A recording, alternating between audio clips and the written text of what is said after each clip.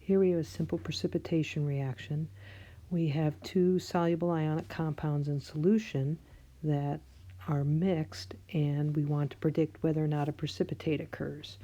So we first are going to identify the ions that are going to be present. All soluble compounds, when they dissolve in water, will dissociate into ions. Silver nitrate will give us silver ions and nitrate ions.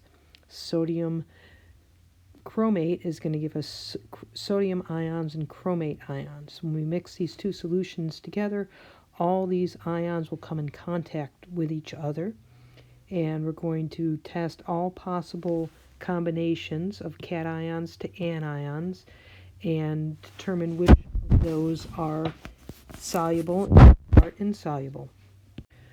So here are all the possible combinations. We know that all nitrates are soluble, so these compounds are going to be soluble. All sodium compounds are soluble. This is soluble.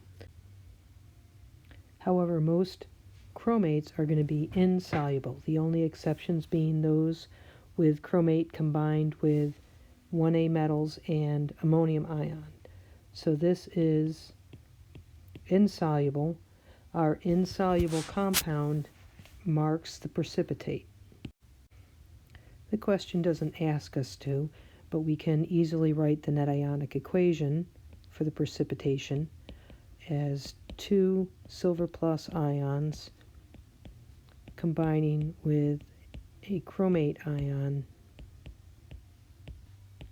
to give us our insoluble product.